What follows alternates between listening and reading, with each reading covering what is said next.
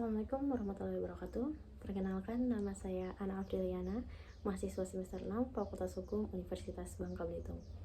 Baiklah, di sini saya akan memenuhi tugas mata kuliah dari Hukum Kemaritiman, yang dimana kita akan membahas tentang 3 yurisdiksi serta zona delimitasi hukum maritim. Yang pertama, saya akan menjelaskan sedikit tentang delimitasi hukum serta yurisdiksi. Proses delimitasi merupakan suatu penentuan garis batas wilayah maritim yang berbatasan langsung dengan negara lain, baik yang berdampingan maupun yang berseberangan. Dalam proses ini juga dapat menjadi rumit, karena ketika dia menjadi rumit akan membutuhkan negosiasi di antara kedua negara. Pengaturan delimitasi ini merupakan implementasi dari United Nations Convention of the Law of the Sea, yakni UNCLOS 1982, atau dalam bahasa Indonesianya dikenal dengan Konvensi Hukum Laut Internasional, yang telah ditandatangani oleh 117 negara. Yurisdiksi sendiri merupakan kewenangan yang berdasarkan hukum, yang dimana kewenangan ini bukanlah hal yang berdiri sendiri, melainkan sesuatu yang didasarkan oleh hukum dan dibatasi oleh nilai hukum itu sendiri. Dan selanjutnya, ini 3 yurisdiksi dalam delimitasi hukum maritim. Yang pertama ada laut teritorial atau territorial sea. Pada laut teritorial berlaku kedaulatan negara pantai selain wilayah daratan dan perairan pedalamannya, serta meliputi suatu jalur laut yang berbatasan dengannya. Kedaulatan ini meliputi ruang udara di atas tanah teritorial serta dasar laut dan tanah di bawahnya. Berdasarkan pasal 3 UNCLOS 1982, setiap negara berhak menetapkan lebar laut teritorialnya sampai batas maksimum 12 mil laut diukur dari garis pangkal yang ditentukan sesuai konvensi. Dalam konvensi hukum laut atau UNCLOS, terdapat 3 macam garis pangkal. Yang pertama, garis pangkal normal atau normal baseline. Yang kedua, garis pangkal lurus atau strike baseline. Yang ketiga, garis pangkal kepulauan atau archipelagic strike baseline. Yurisdiksi laut teritorial muncul karena kebutuhan untuk menupas pembajakan dan untuk mempromosikan pelayaran dan perdagangan antar negara. Prinsip ini mengizinkan negara untuk memperluas yurisdiksinya, melebihi batas wilayah pantainya untuk alasan keamanan. Secara konseptual, laut teritorial merupakan perluasan dari wilayah teritorial darat sejak Konferensi Den Haag tahun 1930, kemudian Konferensi Hukum Laut pada tahun 1958. Negara-negara pantai mendukung rencana untuk konsep laut teritorial ditetapkan dalam doktrin hukum laut. Ketentuan laut teritorial ditetapkan dalam doktrin hukum laut UNCLOS 1982. Yang kedua ada landas kontinen atau continental shelf. Dalam UNCLOS 1982 terdapat beberapa aturan mengenai landasan kontinen. Yang pertama, jarak sampai 200 mil laut jika tepian luar kontinen tidak mencapai 200 mil laut. Yang kedua, kelanjutan alamiah atau natural prolongation wilayah daratan di bawah laut hingga tepian luar kontinen yang lebarnya tidak melebihi 350 mil laut,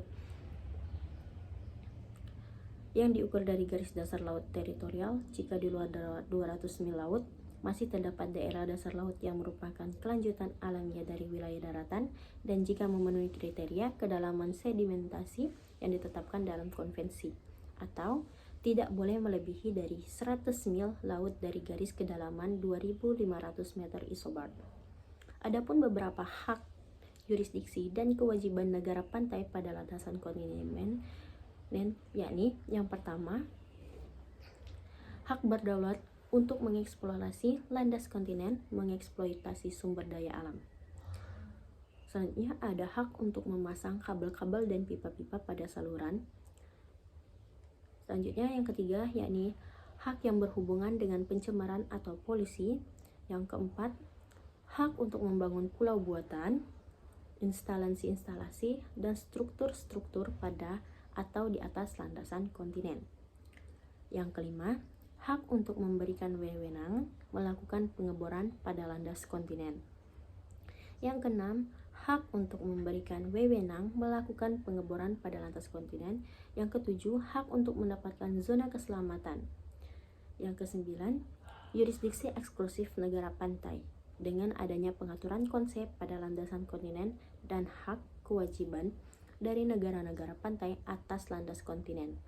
Hal ini dapat membantu untuk menyelesaikan permasalahan yang terjadi antar negara berpantai atas landas kontinen. Misalnya, dalam masalah claim area antara batas landas kontinen dari negara-negara yang berpantai lainnya, baik batasan negara berhadapan maupun negara yang berdampingan. Yang ketiga ada zona ekonomi eksklusif atau yang biasa dikenal dengan Exclusive Economic Zone, merupakan zona maritim yang berada di luar dan berdampingan dengan laut teritorial sejauh 200 mil laut yang bernilai ekonomis tunduk pada pengaturan khusus atau eksklusif. Dalam pasal 56 ayat 1 UNCLOS 1982 terhadap zona ekonomi eksklusif berlaku hak berdaulat dan yurisdiksi dalam hal sebagai berikut. Yang pertama yakni hak berdaulat untuk keperluan eksplorasi, eksploitasi, konservasi, pengolahan sumber kekayaan alam, hayati dan non-hayati. 2. Yurisdiksi untuk membuat, memakai, pulau buatan, instalasi dan bangunan, riset ilmiah kelautan, pelindungan dan pelestarian lingkungan laut. Itu tadi merupakan yurisdiksi dari pasal 56 ayat 1 UNCLOS.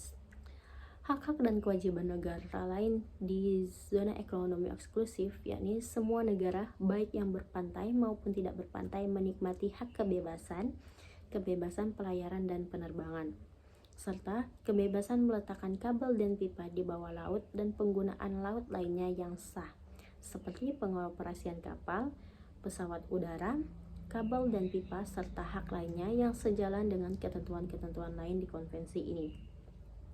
Sebagai informasi, kedaulatan dan hak berdaulat memiliki pengertian yang berbeda, di mana kedaulatan atau sovereignty adalah suatu manifestasi tertinggi dari kepemilikan dan kekuasaan atas suatu wilayah atau teritorial, sedangkan hak berdaulat adalah hak-hak eksklusif yang dilaksanakan oleh negara pantai dan berlaku terhadap sumber-sumber daya alam dalam batasan tertentu yang telah ditetapkan.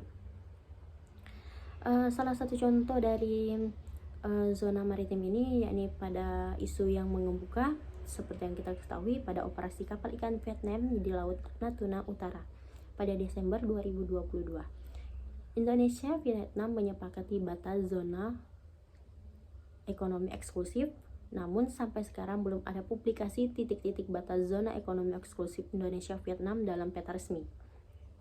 Berdasarkan pemantauan AIS dan citra satelit, kapal ikan Vietnam yang mayoritas menggunakan alat tangkap pair trawl sering beroperasi di area tumpang tindih dan bahkan jauh ke selatan di dalam area zona ekonomi eksklusif Indonesia yang tidak menjadi area tumpang tindih baik sebelum Desember 2022 maupun setelah Desember 2022. Selain kapal ikan, kapal Vietnam Fisheries Resource Surveillance juga terdeteksi konsisten berpatroli di garis lantas kontinen Indonesia-Vietnam, menegaskan posisi single maritime boundary Vietnam dalam perundingan batas zona ekonomi eksklusif dengan Indonesia. Menariknya, hal ini masih terjadi pasca Desember 2022. Sesuai yang disampaikan dengan CEO IOGO Mas Ahmad Santosa, bahwa dia menyebutkan ketiadaan batas maritim sebelum Desember 2002 membuat masalah semakin rumit. Dalam konteks Laut Natuna Utara, kapal-kapal ikan Vietnam sangat sering beroperasi dengan pair trawl di area tumpang tindih klaim zona eksklusif dan area di luar tumpang tindih klaim zona ekonomi eksklusif sebelah selatan menuju Pulau Natuna Besar. Namun demikian, adanya beberapa batas maritim tidak berarti laut aman. Pasca Desember 2022, kapal ikan Vietnam masih beroperasi di area yang dahulunya adalah area tumpang tindih klaim zona ekonomi eksklusif dan area di luar tumpang tindih klaim zona ekonomi eksklusif sebelah selatan. Kapal pemerintah Vietnam juga masih melakukan patroli di sepanjang garis landas kontinen Indonesia Vietnam pasca Desember 2022. Baiklah, sekian penyampaian